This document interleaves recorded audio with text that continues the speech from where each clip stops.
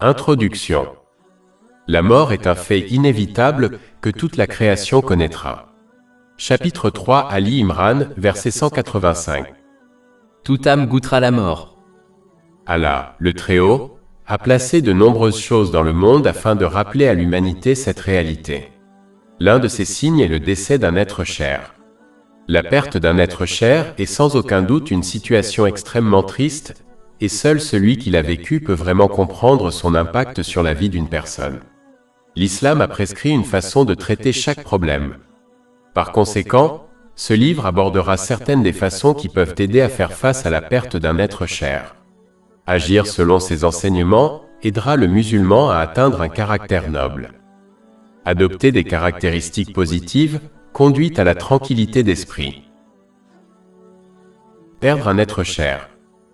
L'une des qualités les plus difficiles à adopter lorsque l'on perd un être cher est la patience.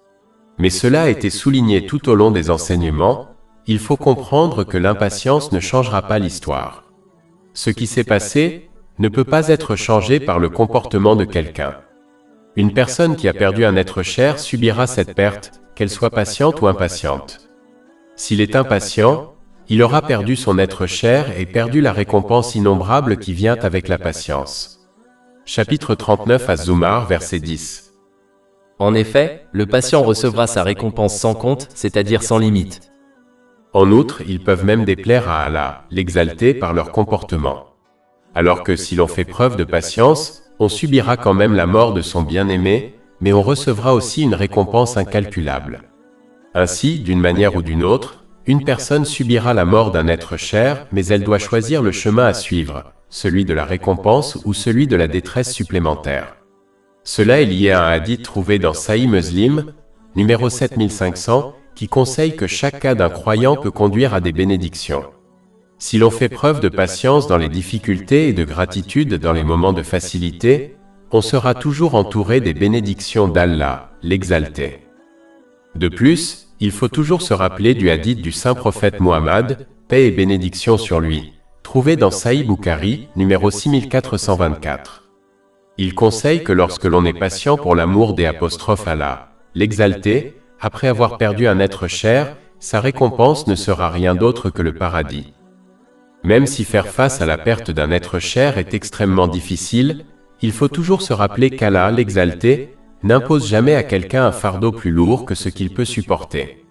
Chapitre 2 Al-Baqarah, verset 286. Allah ne charge une âme que dans la mesure de ses capacités.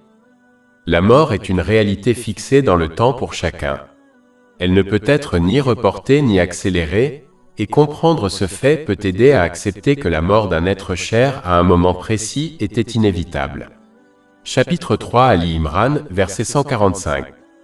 Et il n'est pas possible à quelqu'un de mourir sans la permission d'Allah, selon un décret déterminé. Par conséquent, montrer de l'impatience pour une question qui était immuable n'a aucun sens et ne profitera jamais à personne.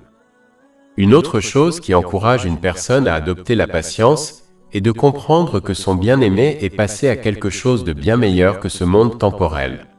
Certes, les gens ne peuvent pas garantir qui entrera au paradis ou en enfer, mais c'est un enseignement de l'islam de toujours garder espoir dans la miséricorde infinie et le pardon d'Allah, l'exalté. Chapitre 39 Az-Zumar, verset 53. Dis, ô mes serviteurs qui avez commis des excès à votre propre détriment, ne désespérez pas de la miséricorde d'Allah. En vérité, Allah pardonne tous les péchés. En réalité, personne n'a le droit de restreindre la miséricorde et le pardon infini d'Allah, le Très-Haut. C'est pourquoi il faut toujours espérer qu'Allah, le Très-Haut, pardonnera à son bien-aimé et l'introduira au paradis le jour du jugement. Il faut donc réfléchir aux difficultés du monde matériel et se réjouir que son bien-aimé leur ait échappé et soit arrivé à la miséricorde d'Allah, le Très-Haut. Cette attitude est plus apparente et évidente à l'égard de ceux qui sont décédés dans leur enfance, car il ne fait aucun doute que tous les enfants entreront directement au paradis.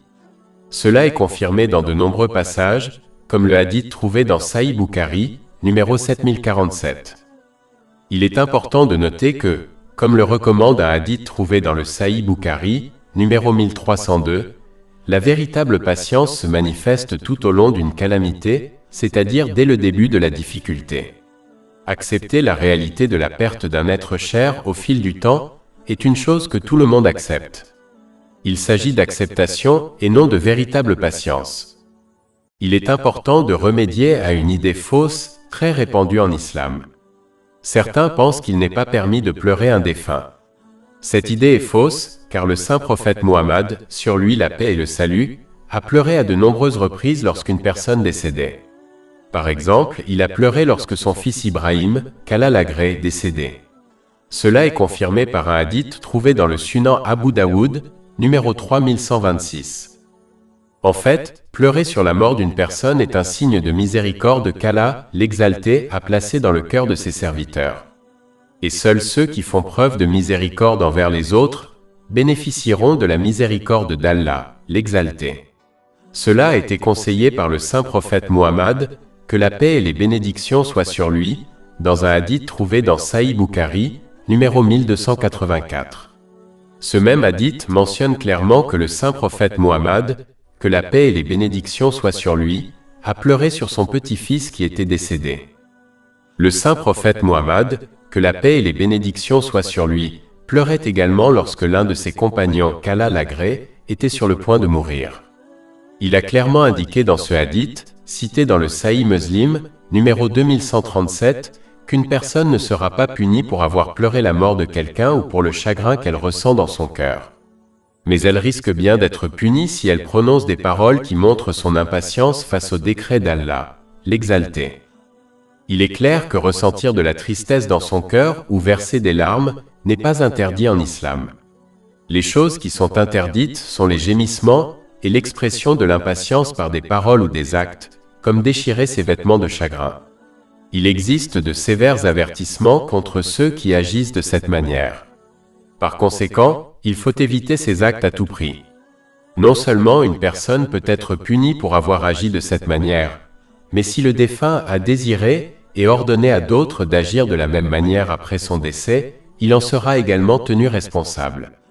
Mais si le défunt n'a pas désiré cela, il n'a aucune responsabilité à assumer. Cela est confirmé par un hadith trouvé dans Jami at-Tirmidhi, numéro 1006. Il est logique de comprendre qu'Allah, l'Exalté, ne punirait pas quelqu'un à cause des actes d'un autre lorsque celui-ci ne lui a pas conseillé d'agir de cette manière. Une autre chose qui peut aider est de supplier Allah, l'Exalté. On doit supplier et demander à Allah, l'Exalté, de faire preuve de patience dans le traitement de notre malheur, afin que nous puissions récolter une récompense incalculable. Chapitre 2 Al-Baqarah, versets 156 à 157. Ceux qui, quand le malheur les frappe, disent « Nous appartenons certes à Allah, et c'est à lui que nous retournerons. » Ceux-là recevront de leur Seigneur une bénédiction et une miséricorde. Et ce sont eux qui sont les bien guidés. Le saint prophète Muhammad, que la paix et les bénédictions soient sur lui, a conseillé dans un hadith retrouvé dans le Sunan Ibn Majah, numéro 1447, de demander pardon pour soi-même et pour le défunt, et de demander à Allah l'Exalté de remplacer leur perte par quelque chose de meilleur. Ce quelque chose de meilleur comprend la miséricorde d'Allah, l'Exalté dans les deux mondes. Il faut également invoquer pour le défunt aussi souvent que possible, car il est prouvé par le Saint-Coran et le hadith du saint prophète Muhammad, que la paix et les bénédictions soient sur lui, que cela leur est bénéfique. Chapitre 14 Ibrahim, verset 41. Notre Seigneur, pardonne-moi, ainsi qu'à mes pères et mères et aux croyants, le jour où les comptes seront établis. Et chapitre 59 Al-Asher, verset 10. En disant Notre Seigneur, pardonne-nous, ainsi qu'à nos frères qui nous ont précédés dans la foi. Enfin, le saint prophète Muhammad, paix et bénédiction sur lui, a spécifiquement mentionné dans des hadiths tels que celui trouvé dans Sunan Abu Daoud, numéro 2880, que l'invocation d'un enfant au nom de son parent décédé est acceptée. Une autre chose qui peut aider à renforcer la foi d'un musulman, lorsqu'un être cher quitte ce monde, est de pardonner sincèrement tout tort que le défunt aurait pu lui faire. Cela ouvre les portes de la miséricorde et du pardon pour la personne en deuil, car Allah, l'Exalté, pardonne à ceux qui pardonnent aux autres pour lui. Chapitre 24 en Nour, verset 22. Et qu'il pardonne et passe outre. N'aimeriez-vous pas qu'Allah vous pardonne? Lorsqu'une personne adopte cette attitude, on espère qu'Allah, l'exalté, lui donnera la force de faire face à sa perte d'une manière qui lui rapportera d'innombrables récompenses. De même, il faut encourager les personnes qui ont été lésées par le défunt à leur pardonner également avant l'arrivée du jour du jugement. Le jour dernier étant un jour de justice, toutes les injustices seront réparées par Allah l'exalté. Ainsi, si celui qui a fait du tort à autrui n'obtient pas le pardon de sa victime, il sera contraint de remettre ses bonnes actions à sa victime et, si nécessaire, de prendre ses péchés jusqu'à ce que justice soit faite. Cela pourrait bien conduire l'oppresseur à être jeté en enfer. Ceci a été prévenu dans un hadith trouvé dans Sahih Muslim, numéro 6579.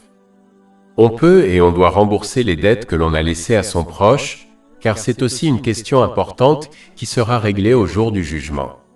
Tout le monde est conscient du rang du martyr, mais même les dettes ne seront pas pardonnées tant qu'elles ne seront pas réglées. Cela est confirmé dans un hadith trouvé dans Sahih Muslim, numéro 4880. Le musulman doit également bénéficier de bénédictions supplémentaires et de l'aide d'Allah, le Très-Haut, en participant aux préparatifs et aux frais des funérailles. Cela lui apportera non seulement des bénédictions qui le fortifieront dans son moment de deuil, mais cela est également considéré comme un élément crucial pour l'aider à surmonter la mort de son proche. Une autre chose qui peut aider est d'accomplir les actes qui ont été rapportés comme bénéfiques pour le défunt. Selon un hadith trouvé dans Sahih Bukhari, numéro 2770, faire la charité au nom du défunt lui profite. Comme mentionné précédemment, un enfant qui demande pardon pour son parent décédé lui sera bénéfique.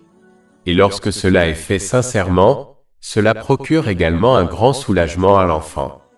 Cela est confirmé dans un hadith trouvé dans Sunan an-Nasaï, numéro 3681. Tout acte de charité qui profite aux autres et qui est fait au nom du défunt leur sera bénéfique. Le musulman doit donc s'efforcer d'accomplir ces actes, quelle que soit leur ampleur. Il ne faut jamais considérer un acte comme trop petit, car le défunt appréciera très certainement les actes de toute ampleur. Enfin, une chose qui peut être bénéfique à une personne qui subit la perte d'un être cher est de réfléchir à sa propre mortalité. Ce n'est peut-être pas une tâche agréable, mais elle lui sera sans aucun doute bénéfique dans les deux mondes, car la clé pour changer son caractère pour le meilleur est l'introspection. Dans la plupart des cas, les musulmans ne comprennent pas la langue arabe, donc accomplir des actes vertueux qui y sont associés, comme la récitation du Saint-Coran, n'a dans la plupart des cas que peu d'effet sur le changement positif. Il est important de tirer une leçon de la mort des autres, afin de pouvoir se préparer correctement à sa propre mort. Il faut se rappeler que de la même manière que son bien-aimé a quitté ce monde seul, il en sera de même pour lui. La famille et les biens d'une personne l'abandonneront à sa tombe, alors que seules ses actions resteront avec elle. Cela est confirmé dans un hadith trouvé dans Sahih Muslim, numéro 7424. Il faut réfléchir maintenant, avant d'arriver à un moment où réfléchir à ses actes ne lui sera d'aucun profit. Chapitre 89 Al-Fajr, verset 23. Et ce jour-là, c'est l'enfer. Ce jour-là, l'homme s'en souviendra. Mais à quoi lui servira ce souvenir? Plus de 400 livres électroniques, livres audio, infographies, podcasts et blogs gratuits disponibles sur notre site web www.chekpod.com.